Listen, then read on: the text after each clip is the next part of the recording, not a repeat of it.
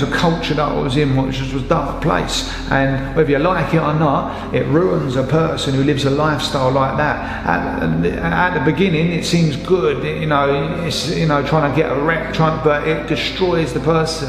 And I later on in my life started to experience that and find out actually I have been damaged goods. At the age of 31, I was I was on remand for 6 months and for a robbery, which I didn't do. There was a transaction that took place, but the person lied, and so I found my faith being activated there. I started praying for 5 days in the prison cell, saying, God, if you're real, please get me off this. So when I went up for I had a 5-day trial. I went up for my verdict, and the CPS and the barrister said I was going to get guilty, I'm going to get 8 years. But God intervened and all 12 jury found me not guilty. And I walked out of that place knowing that was a touch of God. So I went to Merston, lived back in Merston, which is in Sittingbourne, and I had a fight with some traveller boy years ago.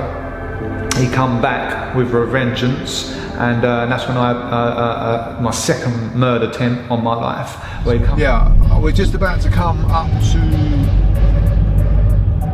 a house, and outside this house, this is where I got my throat cut the second time.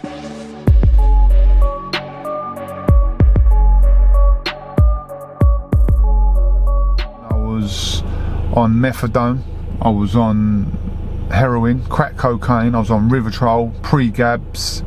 I was pretty much on everything. I was highly consumed by, this poison, I like to call it. And I come back to Sittingbourne, and I was a mess. I was destroyed. This friend of mine, who me and him had a falling out. We had an altercation, and we had a fight, and I obviously got the better of him.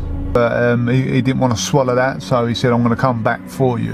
And it was like 5 years later that obviously when I come out of Mason Crown Court and I got that not guilty, that I was in that property on the end, that house, and he found himself in there with me at the same time, so we had another straightener.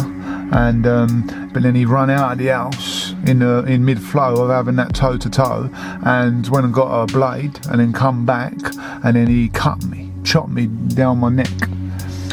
So that was the second time that somebody tried taking away my life. Yeah, so this is the scar. This one at the front is the one at the age of 16 outside Bunters when I got my throat cut.